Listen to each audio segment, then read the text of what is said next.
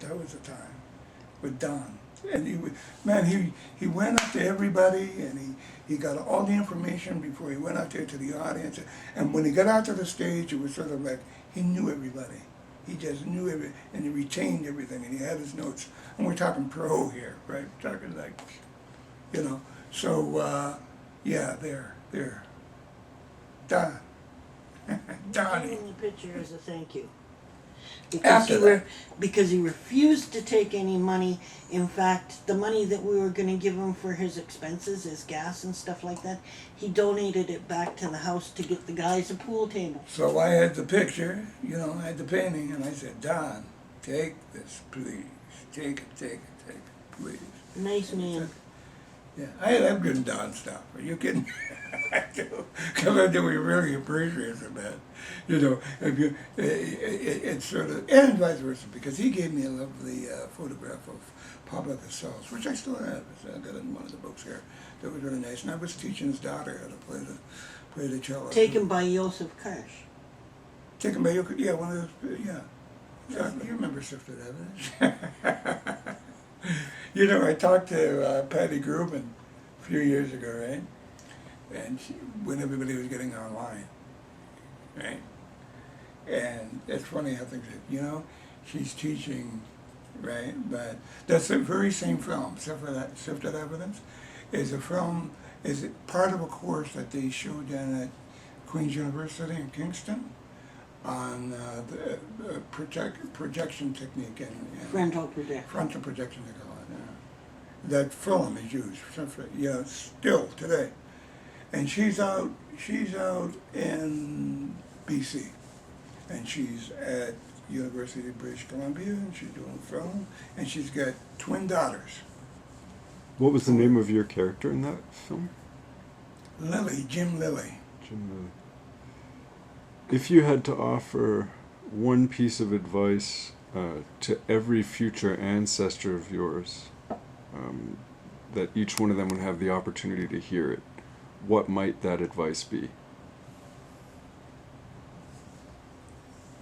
Enjoy what you're doing. Or the very first guitar that I had, that I actually had, and it was, I wish I had it today, but it was a horrible thing. It was a horrible guitar. Like everybody's guitar story, the strings are up there. Well, you didn't know, you know, the strings are up there instead of like much lower. But for some, you know, you either want to learn or not, right? And I think there was no finish on the thing whatsoever. I think this thing was like discarded, right? I don't know how the hell I, but You got yeah, things started. yeah, I got it started, yeah, because and then because I was, you know, 3 years doing that on the East Coast, and then leaving there, and then stuff just changed after that too, right? Because like where I was brought up is different than the rest of the world. I'm serious. It's different. It's really, it's, you know, it's because when something compels you, right? it's beyond your control, actually. Okay. Yes. So you're caught up in that, and you really don't know why you're being compelled. That's the thing with me. It just kind of happens. Why do you sit down and suddenly there's a melody racing through your head? Like there's no way to, well, for me anyway, that I can say concretely that oh, that's where that came from. Because I can't. It's there. It's compelled to come, and it comes, and you got to go. You know, you're just a vessel of it who translates it into more of a communicating thought to everyone else. Well, I think that when something comes to you, or the process that happens, it comes to you, it's based on a set of rules, first of all, right? It's not all chance here, right? Like there's 12 tones, right? That, in our music, right? In our Western music, there's 12 tones. So all of us have that to relate to. There's no getting around that. We work in that grid, and we turn that grid into chords, we turn it into melodies, we turn it into passing tones, you know. So starting right from there, you have to play with that grid, whether or not you're creative, whatever. But I think that after that, being able to manipulate that grid, is it right, to where you know where you want to be, or where you're going to be, and how you're going to be, and what it's going to sound like when you get there. No matter how fast, no matter how slow, right, is the key there to total freedom and expression. Some people would say it's God sent, it's heaven sent. You were given it. You know, somebody has to do it. You're a vessel. You know, and the Creator puts it in that vessel. You know, in the way you go for it. It really can't be explained. It really cannot be explained. Well, It's never good to get too entrenched. yeah, that's a bad word. Not in that. When I think of being entrenched, I think of being stubborn and obstinate and other. And I think that's really bad for a person. It's very, you know, like it's bad for Dug your into makeup. something, not ready Yeah, to not change. ready to change or anything like that. I don't think that's pretty good. That's Like how for- humans survive, is Yeah, changing. but I think in relationships, I think it's bad because you never really get to enjoy the good that everybody really has in them to give. Truly, it's up with that universal appeal to everyone. You know, when you have a play about law, that the whole world, you write a play and you produce a play that everybody in the world knows exactly what you're talking about. And that's the important thing, that you convey that message. And when you're dealing with writers, and you're dealing with all of that, not just the directors, I like writers. When you're dealing with the writers and you're looking at their concept and you're looking at the way they look at stuff, and if you have that opportunity, you learn a lot from that. You learn a lot. Putting up a play is a hard work.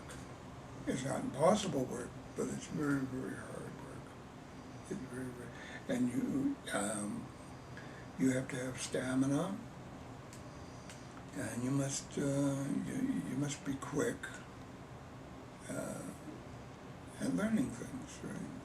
Because it's all a learning game, right? But I mean, And you gotta love it, or else why would you put yourself through that? Well, this is torture? this is what everybody says when I do a play. You know, when you're really frazzled. We all been frazzled at work at one time in our life, and we just look at each other and go, "Why do we put ourselves through this? Why? This is why the play is going on." And I mean, we don't linger in that. You know, we don't sit down for an hour and discuss that. You know, I mean, it's just stated. You know, and sometimes it's just red in everybody's eyes. I mean. And that's the ridiculous part of it. It goes back to that urge thing you were talking about before, that compelled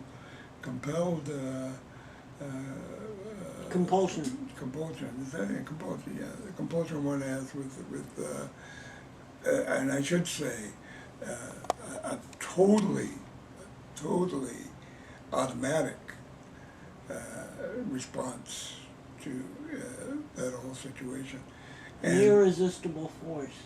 Irresistible force. That's it. That's it exactly. And I mean, you're not really trying to resist anyway. Anyways, at least in this part of the world, in North America, I think. I'll give you an example. Small. I take it from everyday stuff, right? But me and Penny were watching the reality shows, and there was Canada's Got Talent, and they had all kinds of different people on. You know, they had the usual, they had singers and a couple of opera singers. They were quite nice. And they had one group, I forget exactly where they're from. It was a native group. They were dancers. And they were really quite good. And and I thought too, thinking along with everybody else, quite nice, and we're very proud of it. But as a thing, I've got talent. How's it going to go over with the Canadian public? Are naturally good? Are they going to win? Kind of thing, right? Well, they did win. They did win. They won Canada's Got Talent.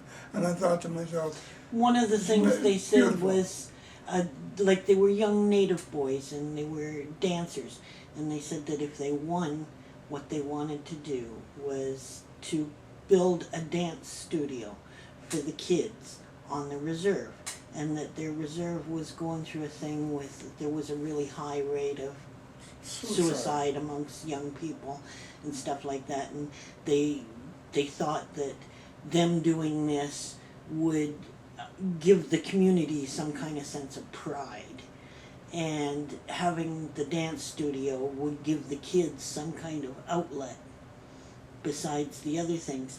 And they were doing traditional native dance, but for one of the programs they said, oh, we've got to do something different. They went out and took tap lessons, They could do it. and in 1 week came back and did a tap routine and won the contest. Yeah, one, everything. And they're building, at this time, they are building the dance Yeah, studio because they got 100 on the grand. They got reserve. 100 grand for the prize, and they got a car, or whatever. So, you know, in other words, my point being that I think that there's a certain respect with that. I think that the whole thing with North America, I mean, let's face it, right? You know what I mean? Like the whole, for me, it begins with and ends with, for me, the native North American. It really does. In the end, that's where it's really at for me. And without having any kind of, you know, I mean, when people look at me, I am what I am. I'm a black man, fine and dandy, right? And that's it. And I live my life. Shawinigan, Quebec. Shawinigan, what about it? That's where they were from. Were they from Shawinigan? Yeah, some kind of reserve close to there. And see that Young Christian. I'm just thinking that says a lot, because he wasn't like he's the one that gave all the Inuit numbers up Yeah. north back in the 70s. Christian. Gretchen, man. Yeah. You know, so I mean, It's always yeah, people people- surprise you, right? People surprise you.